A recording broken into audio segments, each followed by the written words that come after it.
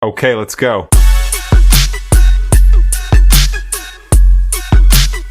Samsung double door refrigerator. Not cooling, clean the compressor side condenser under. Check the compressor fan motor. PCB clean every 6 months.